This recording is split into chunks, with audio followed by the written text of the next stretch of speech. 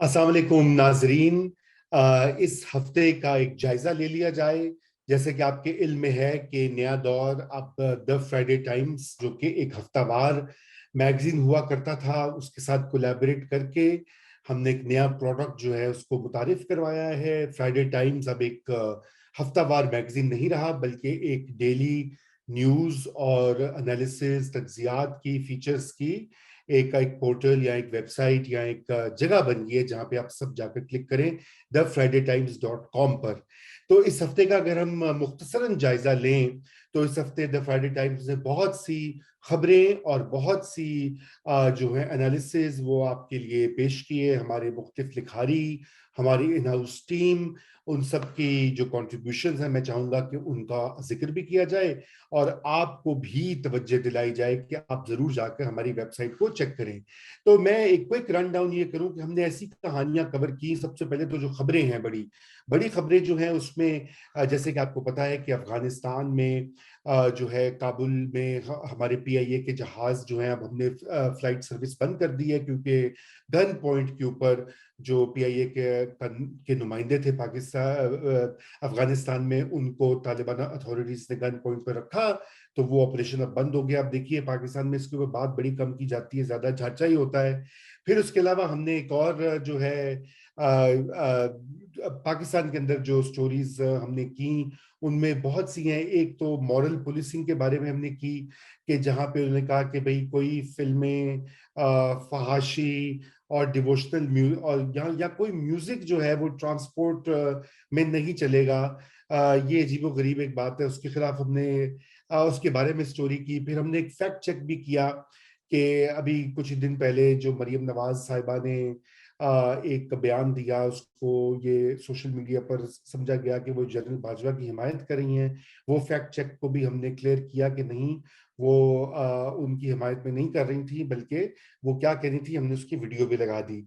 अब आते हैं जो हमारे बहुत जबरदस्त किस्म के आर्टिकल्स हैं इस हफ्ते, जो मैं समझता हूँ आपको बिल्कुल मिस नहीं करने चाहिए। देखिए फहरिस्त तो बहुत लंबी है, लेकिन मैं चाहूंगा कि आपको एक एक करके हम उनके ऊपर बात करें। सबसे पहले तो आपने देखा कि पिछले हफ्ते ही वजीर आजम इमरान खान साहब ने एक रहमतुल्लिल आलमीन अथॉरिटी के क्याम का जिक्र किया। उसके ऊपर ईमान जैनब मजारी जो हैं हमारी रेगुलर कंट्रीब्यूटर, उन्होंने बड़े जबरदस्त एक तज्जिया किया उसका, और उन्होंने कहा कि ये मजहब को फिर से इस्तेमाल करने की एक और तरीका है। और खान साहब पता नहीं क्यों बार बार ऐसा कर रहे हैं, शायद अपनी हुकूमत को, अपने इक़्तिदार को दवाम बख्शने के लिए, जो माजी के हुक्मरान भी करते आए हैं। उसके अलावा हमने एक और इमरान खान साहब ने अजीब गरीब बयान दिया। उन्होंने फिर से कहा कि जो पश्तून हैं वो तालिबान की सोच रखते हैं और तालिबान और पश्तून एक ही हैं। उसके ऊपर जाहिर बात है बहुत रिएक्शन आया है, बहुत सारे लोगों ने उस पर लिखा है। लेकिन हमारे लिए खुशहाल खटक ने एक ये आर्टिकल लिखा कि PM's remarks terming Pashtuns as pro Taliban are rubbing salt into their wounds, क्योंकि बहुत सारे पश्तून जो हैं हजारों की तादाद में, पाकिस्तानी और कौमियतें भी, लेकिन पश्तून खुसूसन तालिबान के हाथों मारे जाते रहे हैं और अभी भी उनके ऊपर अटैक्स हो रहे हैं। इसका भी हमने जिक्र किया। लेकिन एक जो इस हफ्ते की टॉप स्टोरी थी, अगर आपने वो देखी हो, और जो कि आई एम श्योर अभी आप सब उसी पर बात कर रहे होंगे, वो है डीजीआईएसआई की जो अपॉइंटमेंट है, जो इमरान खान साहब उसको लेकर बैठ गए हैं। उसके ऊपर हमारी मैनेजिंग एडिटर एलिया जहरा ने एक जो है मजमून लिखा। उन्होंने कहा कि बुनियादी तौर पे क्या इमरान खान साहब ने जो पंगा या फटा कर लिया है आर्मी के साथ इस नोटिफिकेशन के ऊपर, क्या वो सिविलियन सुप्रीमेसी की वजह से किया है या कोई और वजह की है। अब जाहिर बात है, इसको लोग तो कहते हैं सिविलियन सुप्रीमेसी जो खान साहब के जो हैं सपोर्टर्स, लेकिन हकीकत है कैसे के नहीं है। और उन्होंने उसमें आर्ग्यूमेंट पेश किया कि खान साहब ने अभी तक कोई इतने जमहूरी काम तो किए नहीं कि ये एक और जमहूरी काम वो कर रहे हैं। ये सिर्फ अपनी जो लॉन्जेविटी है या अपने इक़्तिदार को तूल देने के लिए वो मौजूदा डीजीआईएसआई को नहीं छोड़े। इसी हफ्ते में आपने देखा कि और भी बहुत सारे इसके ऊपर खबरें भी आई, और एजाज हैदर साहब का मजमून है इस जुम्मे जो छपा है यानी कि कल, और उसके ऊपर उन्होंने तो इसका भी जायजा लिया है कि क्या कोई कानून भी है कि जो डीजीआईएसआई की अपॉइंटमेंट को कवर करता है, और अगर नहीं करता तो उसको देखने की जरूरत है। और ये अपॉइंटमेंट का मामला, अफसरों की ट्रांसफर पोस्टिंग सेकेंडरी मामला है। असल बात ये है कि वक्त आ गया कि हम इस कानून का जायजा लें।